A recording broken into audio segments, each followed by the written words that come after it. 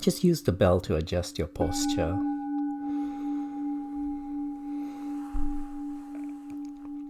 Of course, try to be comfortable. And don't feel like you have to hold on to a particular posture throughout this practice.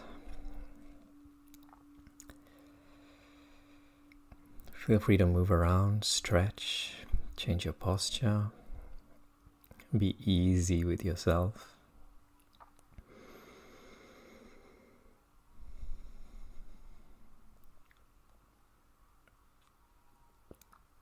And just begin to arrive, very gently begin to arrive. We'll start with the simplest part of arriving, the body.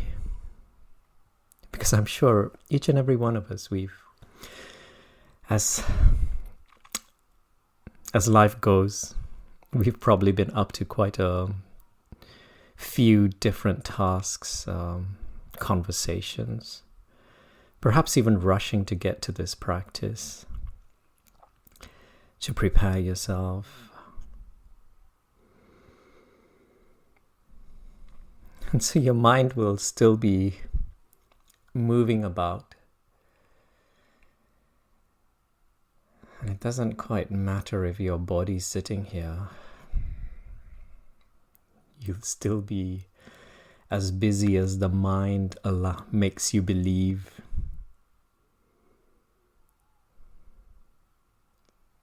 Still trying to finish off those tasks.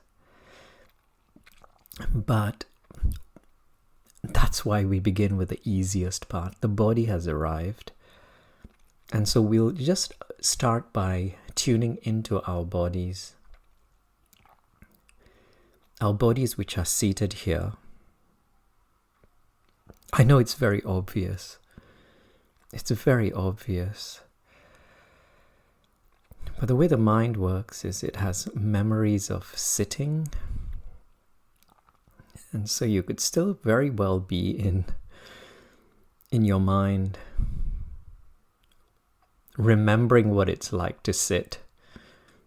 Perhaps remembering an old practice, or some of the other times you found yourself in this particular sofa or chair or position. And so you're still in the mind.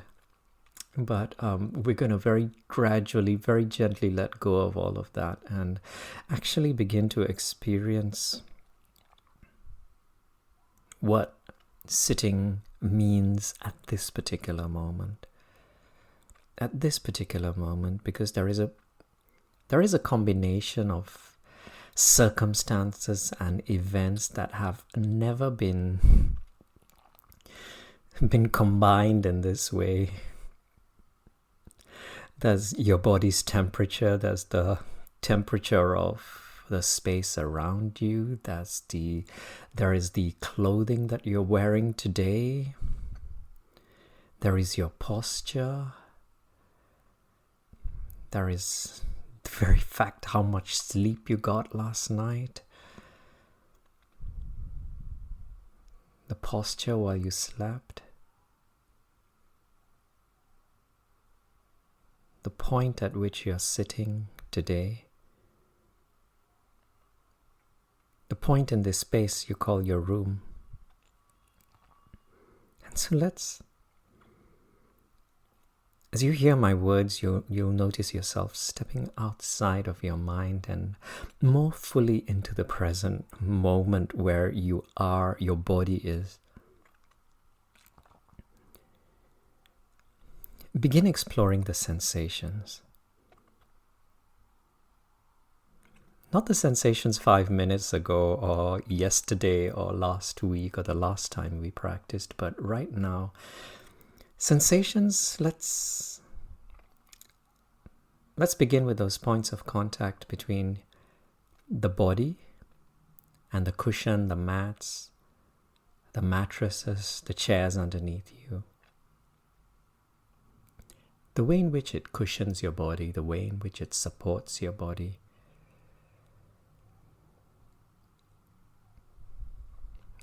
the way your body balances itself.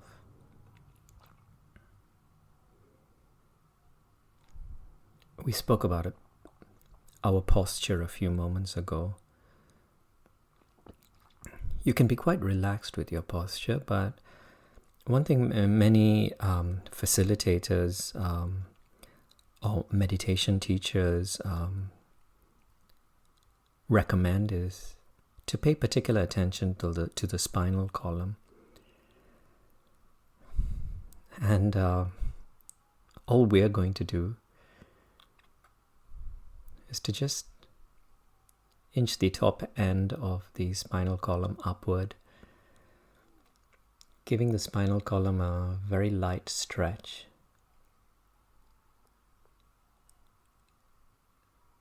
Inching the tail end downward, and just giving yourself an extra millimeter or two in height. And you might even notice your less effort in the lower back muscles, less effort in the back muscles, and more of a balancing experience, an experience of just the spinal column holding your shoulders and somehow resting on the pelvic bone. Less effort and more being. And there are numerous reasons why so much attention is paid to the spinal column, but from a simple medical and biological point of view, we all know there are incredible fluids and nerves and energies, electrical charges moving through the spinal column, and we know how the spinal column is connected to most of our bodily functions. And so during this practice, this just a simple act of straightening it, balancing it, it allows these energies, fluids, nerves to flow more fluidly and comfortably.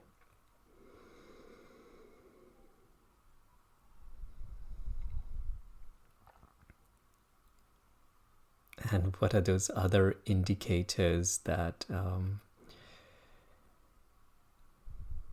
our bodies have become relatively still? Perhaps not completely still, because there are still those very subtle breathing movements, the twitches,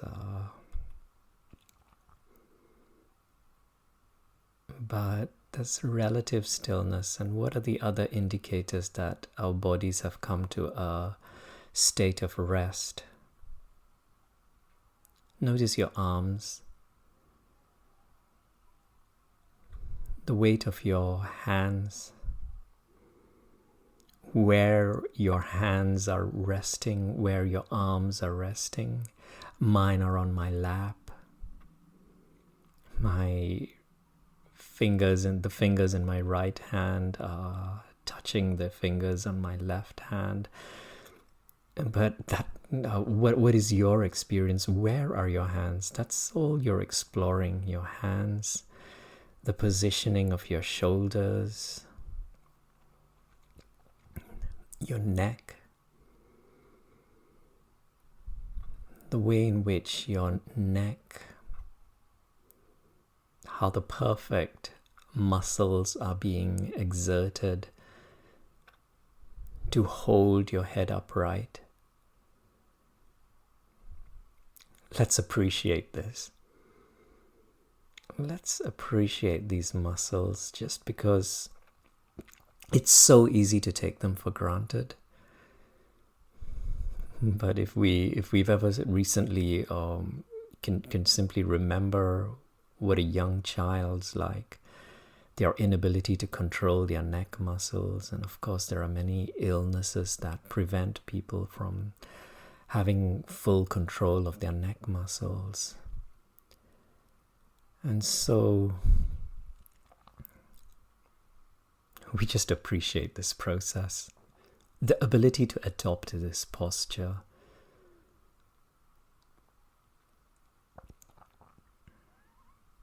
the ability to sit and enter into a practice such as this. And no matter what is going on with your body, no matter what's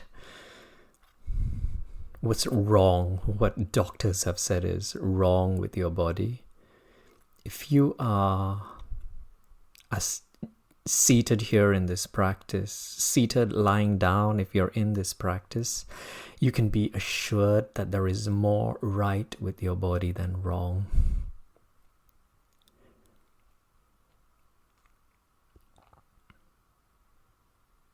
And let's just acknowledge this. And then come back to this experience of being here, in this body right now. What do your clothes feel like today? Even if you're wearing the same clothing as you did on a previous occasion, your eyes are closed, the temperature is quite specific. What does the piece of clothing feel like on your skin? Which parts of the clothing are loose? Which parts are tight? Where are the wrinkles and the folds?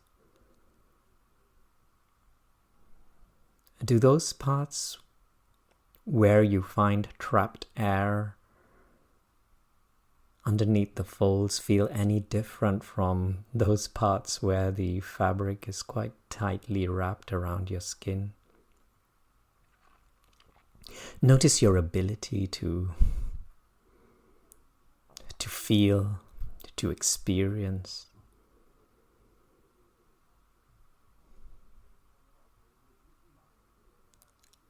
What we're doing right now, or rather what we're being right now, is we are exploring one of the doorways into our present moment, our sense of touch. And of course, this is meant to be a very practical practice, something that we all would like to bring with us throughout our day. And for most of us, when we find ourselves in this practice, it's perhaps because we're beginning to suspect that we've been spending too much time in the mind, thinking, constantly thinking, a process that seems to go on and on and on, diving into the past, projecting into the future. A past that is no more real than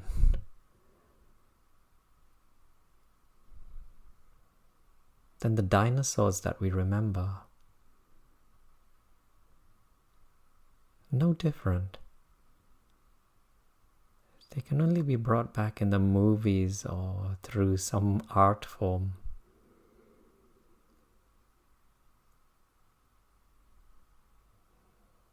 And it doesn't make a difference whether they are 185 million, it was 185 million years ago or 185 minutes ago. It's in the past. But we're starting to notice how real they feel. Even the 185 minutes ago or the 185 days ago. Same with the projections into the future.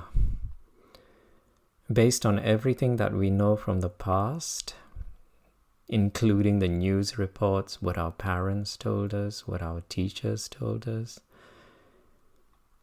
those all represent bricks that have been handed to us. And with those very bricks, those limited number of bricks, we attempt to create a future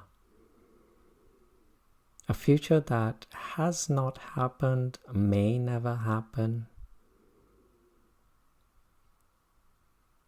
And with all those precious ambitions that we have, that's absolutely fine. But it's the worrying ones, the ones that cause fear and anxiety that do not appear to be contributing to our lives in any way, that we're beginning to realize. We would like to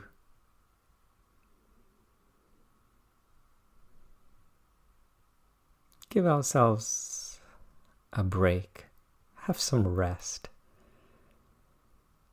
and perhaps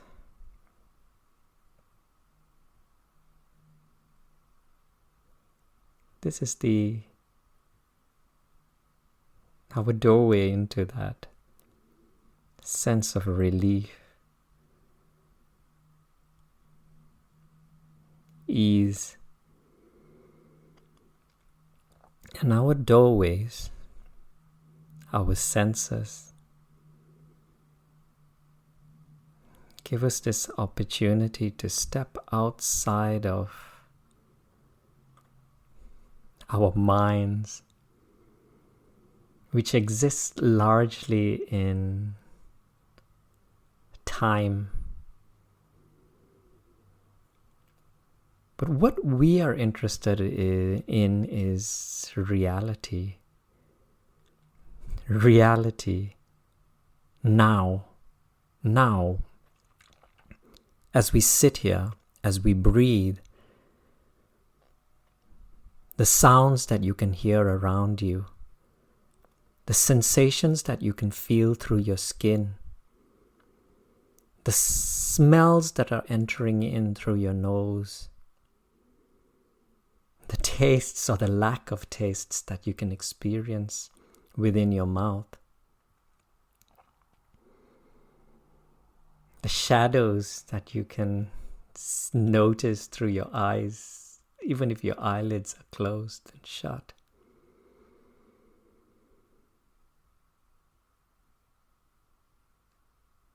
And we spoke about using this practice in a very practical way throughout our day.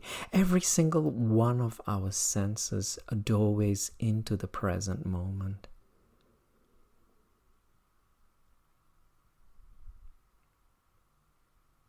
Whether you're sitting in this room, later on whether you're cooking, having a meal, as we have our meals, activating our sense of taste and smell so that we experience more fully than ever the food that we are consuming, our ability to chew, our ability to lift the food up, the different muscles that we utilize in this process, the sounds that we hear,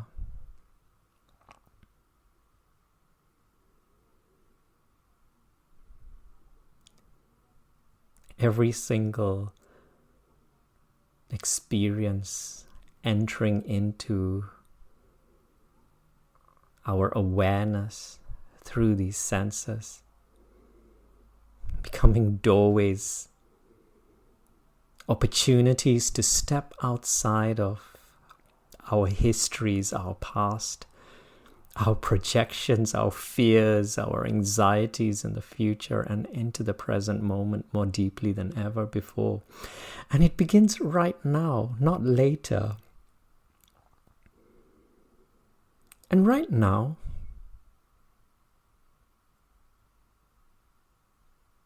as we continue inhabiting our bodies more fully than ever before, let us now turn the spotlight on our mind, just to notice where the mind is. Do you notice how I refer to the mind as something quite external? Something we can observe, something we can notice, That forms the essence of this practice.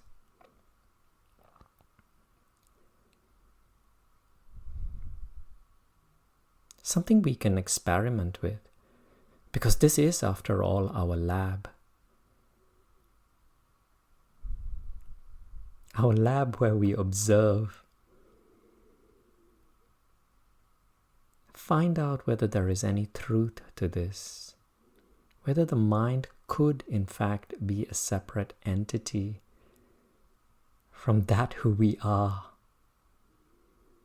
I refer to ourselves as that, because many teachers say that this observing presence is beyond verbal description. It's been described as kindness, wisdom, knowing and understanding,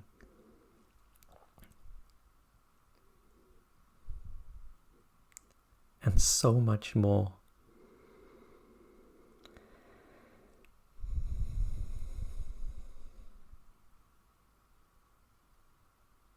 And so if you like, this process of observing the mind, we can turn it into a visualization of sorts, so that it happens more gradually. Come back to your body. Imagine yourself as a spectator in some form of a theater production. It can be a musical, it can be a drama, it can be whatever it is that you enjoy most, perhaps even a cinema. But if it was a theater or a cinema production of some sort, notice how the lights, before the movie starts, the lights in the cinema are usually switched on, quite dimly, but nevertheless switched on. The spotlights, they might be shining on you as much as the stage.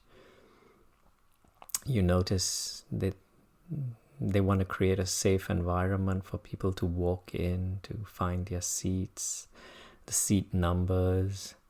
And so right now, that's pretty much what we are experiencing. We are experiencing the spotlight shining on our skin, on our bodies. We are aware, we are experiencing the warmth of the light. The fact that we are sitting here, we have found our seats. We are sitting, we are breathing, we are aware. And now very gradually, the lights begin to dim. The curtains, they roll back, they open. The cinema screen lights up. The spotlights, they move towards the stage. They begin to shine only on the stage. And then you notice the mind.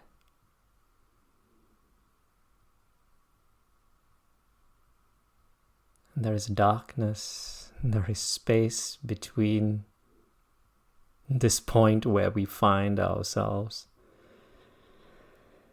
This sense of awareness, this sense of presence, there is space, there is darkness.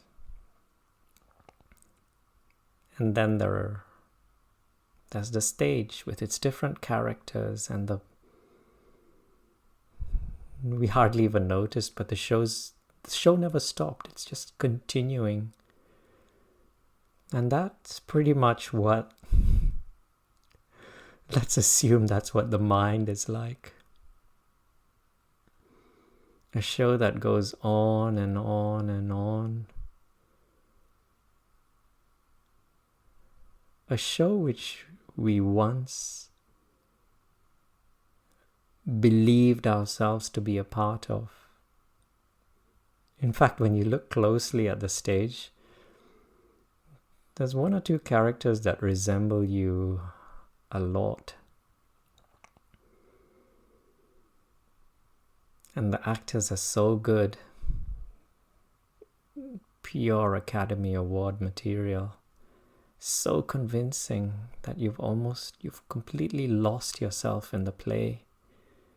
Believing yourself to be that character, feeling the tears and the laughter and the anger and all else that is being portrayed by the actor or the actors. Many different characters. Our parents, our teachers, our partners and spouses. Countless other characters, extras in the cafe, the bus driver, the train driver. It doesn't stop. There are so many different voices. And the play goes on and on and on. Sometimes boring, sometimes extremely fascinating. But nevertheless, quite consistently, even those boring parts, they seem to be filled up with tablets, television, newspapers, yet more stimulation. Because of perhaps that habit to constantly stimulate. Now are you caught up in the play? It's very real. How do we return to this seat? This seat where you find yourself in right now, sitting and breathing. That's it. It's that simple. Just sit and breathe and begin becoming aware that you are sitting here. You take a deep breath.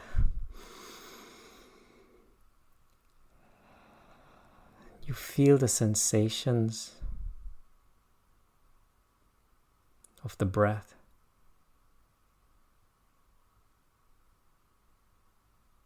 You can feel your body sitting, but let's take it a step further now. Activating the skin within the nasal passage, the skin around the upper lip, the skin within the neck, within the windpipe. Becoming more aware of this process called breathing. Noticing the breath. Not thinking about the breath. There's a slight distinction. And you can tell if you're thinking about the breath because the mind becomes very bored. Because it's trying to search the memories. It's trying to sometimes write a whole thesis about the breath. But this is actually a lot more simple than that. It's just the sensations that we seek out.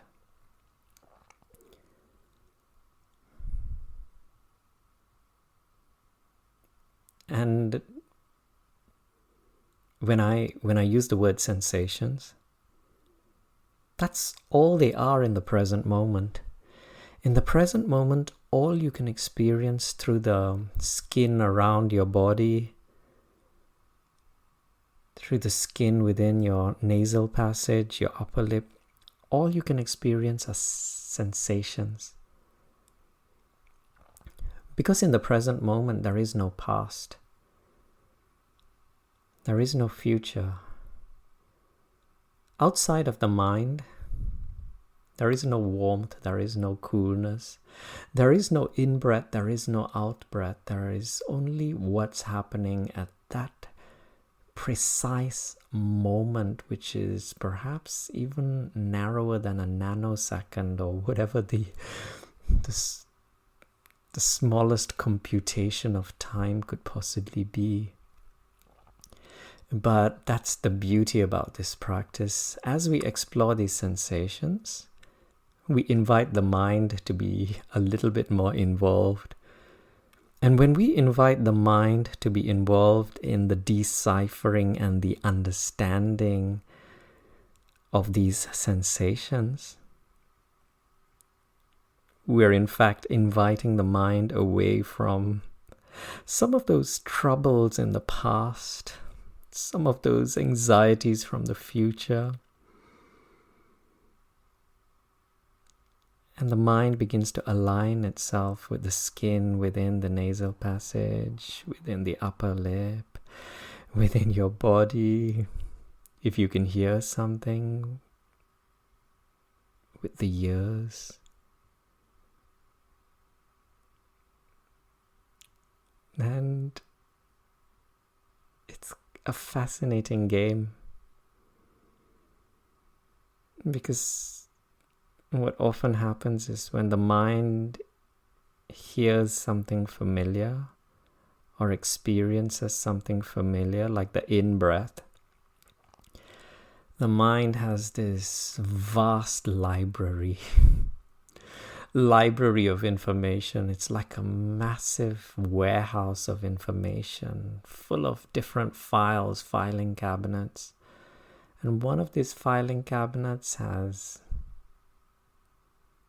inhalation written on it. And as you breathe in, as you notice the breath moving inwards, because after all, you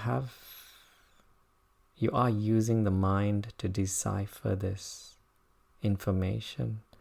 It's only because of the mind that we know that it's an in-breath. But what the mind does, it tries to take the breath and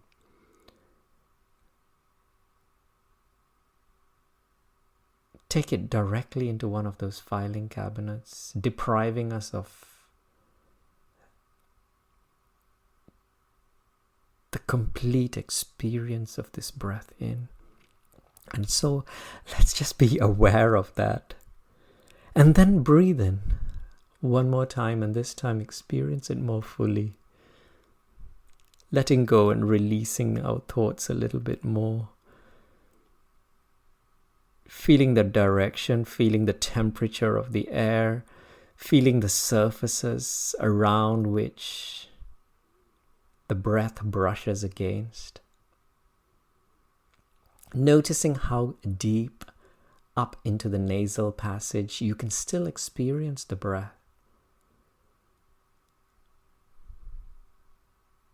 It becomes a journey of exploration as you step outside of the thought process with all its memories. Every intake of breath becomes the first breath, the only breath, the only moment. Every exhalation, it becomes a complete letting go, a complete releasing, a letting go.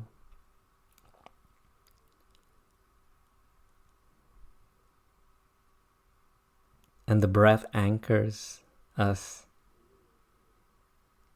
more fully into the present moment. These seats we find ourselves in, while the play continues. The play continues. Yes, the mind is only able to focus on one thing at a time, but it's a little bit fickle. It's a little bit fickle because of its habits, because of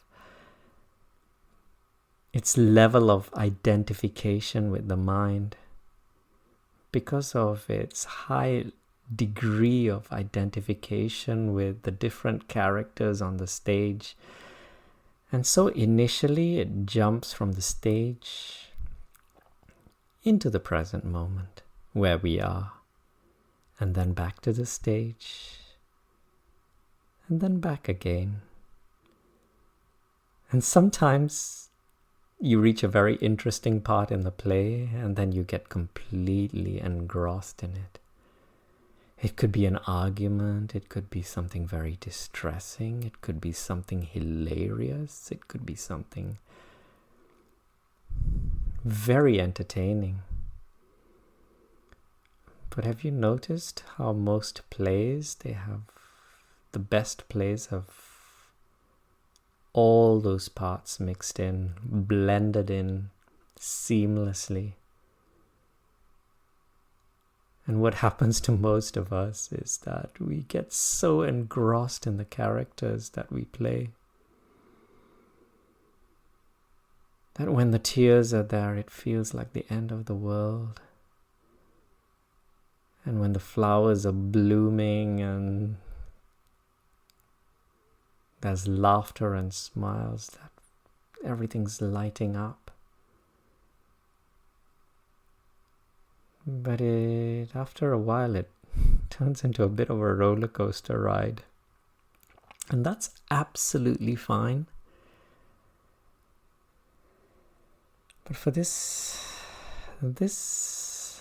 gap that we have together, let's just observe, notice, allow the play to go on. And the more we allow, and allowing it just simply means that when you see something interesting happening in the play, you don't want to stand up from your seat and start yelling at the character, trying to tell the character to turn right or left. You know it's a play. You know that you don't have to intervene. And that's what many of us have been unconsciously doing. Intervening, feeling like we have to engage with the story in front of us. But for this hour that we have together, let's simply enjoy the show. If we have to give our attention to it. And if not, just because we're somewhat familiar with the script. We're becoming a little bit more familiar with the script. At least this particular part.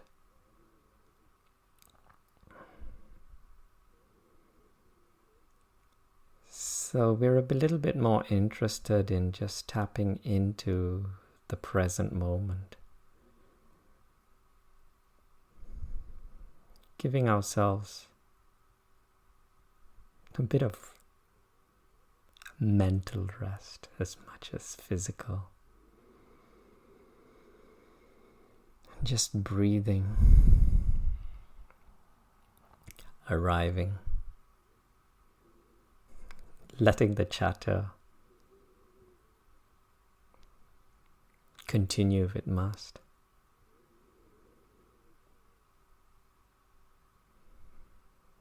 And now, if you're still noticing, if your thoughts are still, in inverted commas, bothering you, pulling you into the story, see if you can divert your attention to the space that exists between the characters and this space where you're sitting, this witnessing presence, this space where you find yourself in, diverting your attention from the stage to this gap.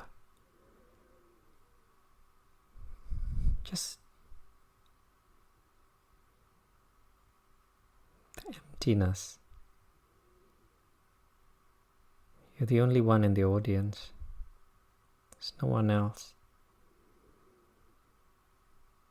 This show is just yours.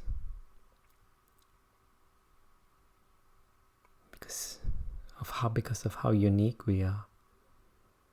It's our particular experience. No one else in the world is experiencing this particular play. Each one of us is carrying a different story, a different set of experiences, nothing that can be duplicated. Even if you had an identical twin, your experiences would be completely different.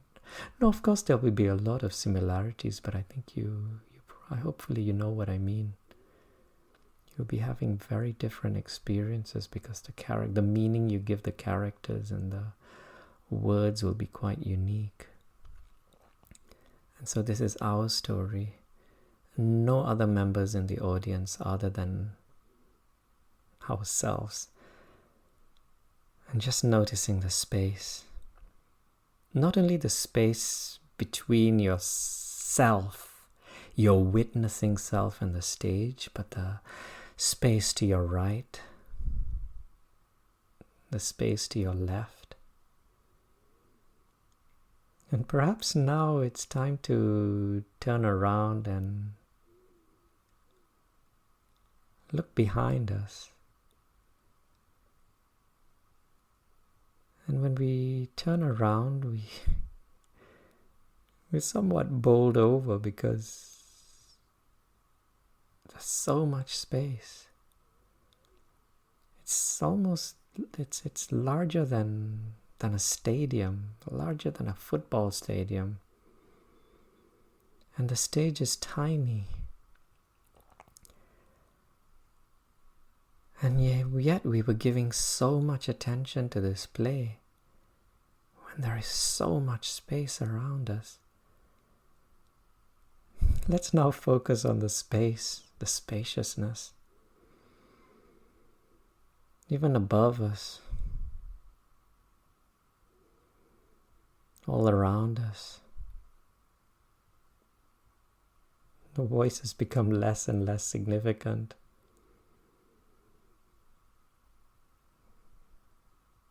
We just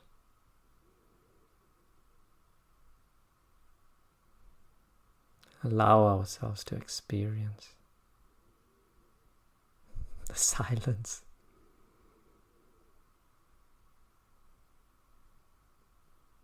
The chatter in the background, the laughter and the tears.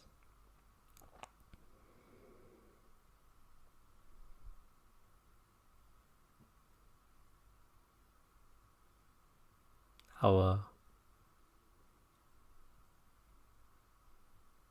first step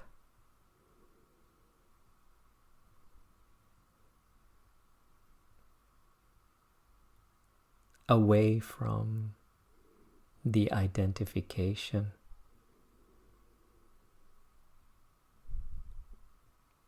with the mind.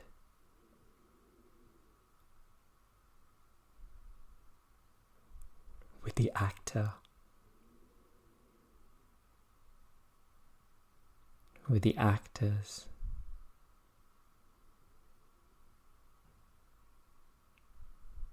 and the script.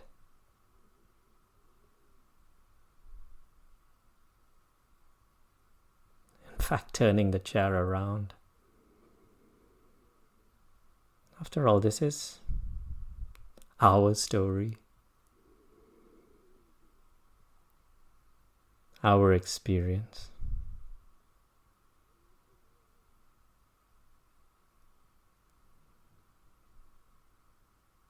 We can give our attention to anything and everything we would like to give our attention to. And now we give our attention to the space with the stage behind us.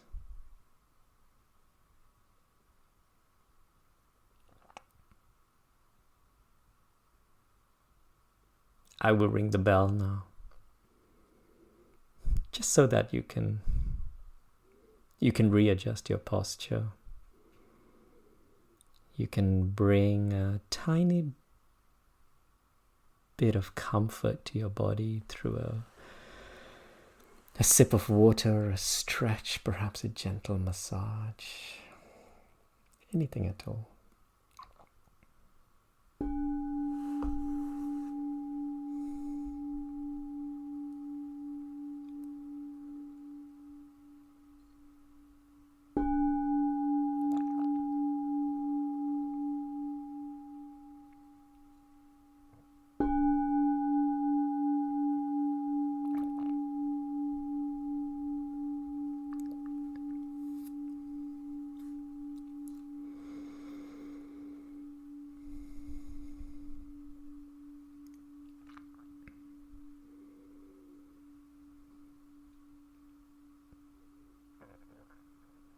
The spaciousness.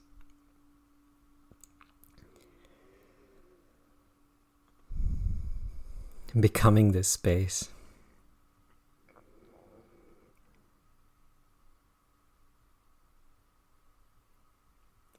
Entering into a visualization where we visualize perhaps one of the biggest structures we could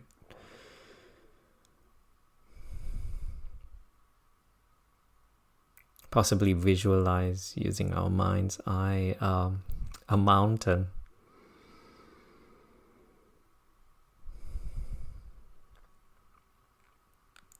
And this visualization, it will continue.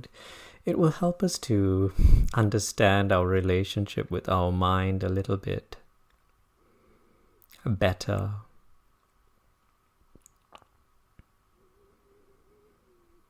But first we come back to this mountain. It can be an image that you've seen in a magazine or a picture, or perhaps even just outside your window. But notice its peak. Notice its vastness. Notice its uniqueness, its stability. And if you'd like to experience, because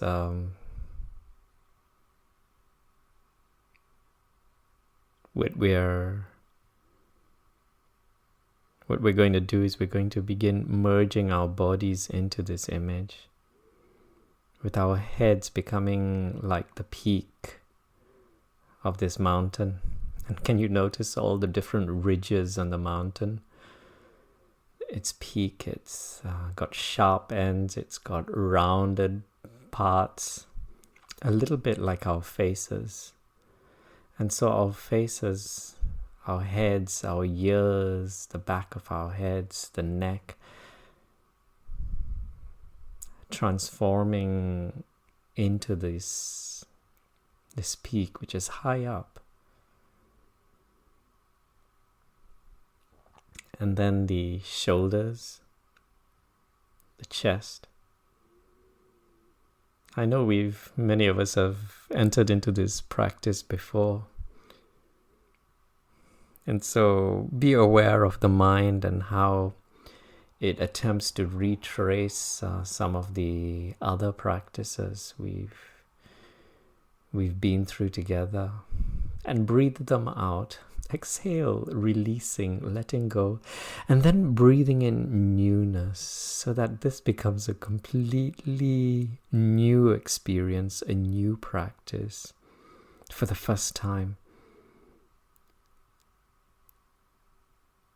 Just releasing an intention that I see where this practice takes me today, as I enter into it with a blank slate, completely light of my previous impressions, previous experiences, and continue noticing how our shoulders become the sides of this mountain, the chest and the back become the other sides of this mountain. And then noticing the stability of this mountain, that it's been here for a very long time. and how it enters and merges into the crust of the earth. Sometimes miles and hundreds and thousands of miles in every direction. And all we need to do is to just find out the center of gravity within our body, whether it's around the stomach or the mid-regions of your torso, and then very gradually lower the center of gravity down past your pelvic bone, even lower down your legs, into the carpet, the flooring underneath you, traveling deeper and deeper and deeper, merging into the crust of the earth, and then beginning to get a glimpse into what it's like to actually be this mountain. And then even no matter how deep down into the crust of the earth you go, the deeper you go, you begin to notice that as permanent as everything appeared on the outside, there is so much movement and change going on within. A little bit like our life, isn't it? Sometimes appearing quite permanent, but constantly undergoing change. Changes in the relationships around us, our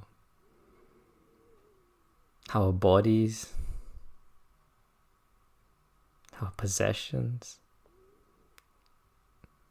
and pretty much everything else associated with the world of matter. And can you notice how the mountain, it doesn't protest, it does not resist.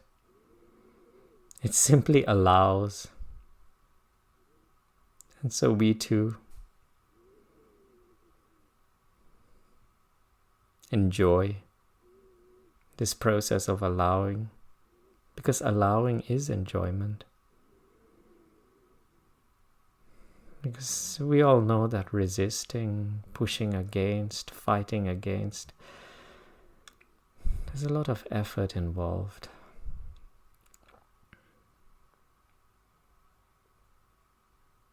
And we're a little bit more interested in just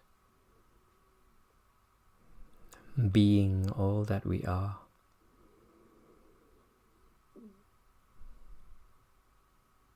And then back to that relationship with the mind. In this visualization, the mind is represented by the clouds. And we notice as you look up within your mind's eye, that is, as you look up within your mind's eye, you see the different clouds, the different formations, the different shades, the different colors.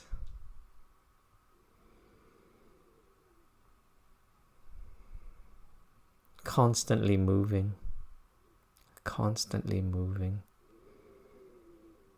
And sometimes the clouds, they become so dense, so thick. They tend to envelop the whole peak. And could those represent the times where we forget ourselves to be the mountain and imagine that these little clouds, well, no matter how vast and big they are, we begin imagining that these clouds could lift us up and carry us away. But that's what often happens. They take us into the past, they take us into the future, and then we begin to worry, we begin to feel sad, we begin to feel the need for revenge, anger. Let's step out of it. A single decision. Now. I would like to step out of it now and be present. We know the tools. We breathe. We bring ourselves back to the sensations. The air flowing in. This time more deeply than before. Breathing in as deeply as you can. Reaching the capacity and taking in a little bit more air before very gently, very slowly, very easily releasing the breath. Tuning into the sensations and continuing to breathe in deeply, releasing slowly, grounding ourselves back into this, becoming this great rock of awareness, no matter how thick the clouds are. And as you sit here, as you become aware of yourself as this witnessing presence, you can hear a voice within this wisdom that is this awareness whispering, this will pass, the clouds will pass, this too will pass, and it passes. And you are this awareness, you are this presence. And then you notice the changes. And day into night, night into day, the changing seasons.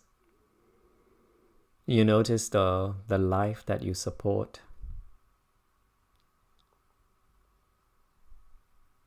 For the body, it would be the organs within, the skin, the rivers of blood, the cells, and everything else. Just like the mountain supports so many different forms of life.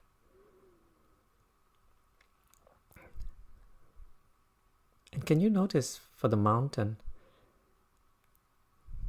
there are weeds, there are flowers, there are fields, and there are trees. There may be squirrels and bugs, and there may be cougars and bears. But have you noticed how the mountain, it does not distinguish? It does not distinguish between the weed and the flower. It does not distinguish between the lily and the rose or the daisy. What judgments do we have? What judgments do we have? Do we distinguish between the person who cleans the road and the person who sits behind the wheels of a Rolls Royce? Do we distinguish the person sleeping in the sleeping bag under the bridge and the person in with that fancy designer handbag or suit? Let's not make any judgments of ourselves, but simply notice judgments. And then we breathe and we become this great rock of awareness. And as we breathe, just like the life that we are supporting,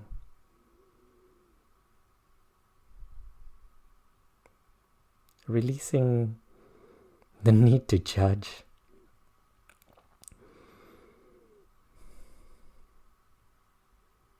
Letting go of the roles that we play. The mountain does not find the need to distinguish itself from this life that it supports. Because it knows underneath, deep down within, deep into the crust of the earth, it is connected to all the other mountain ranges, even to the deepest parts of the sea.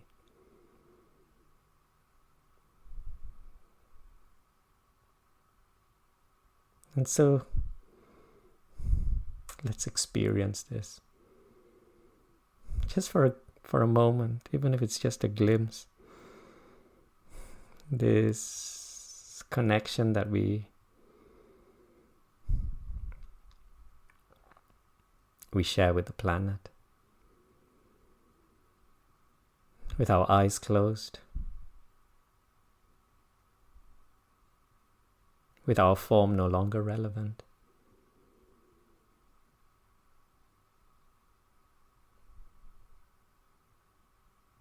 The breath, the beating heart, the pulse, representing life, life beyond form.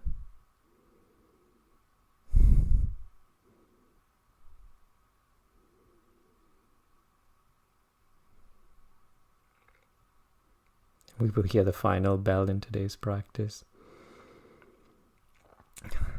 But let us bring this awareness with us as we leave this lab, as we leave this little virtual meditation room.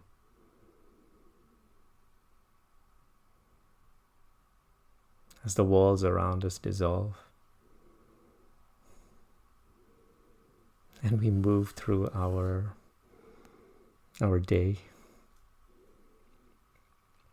from moment to moment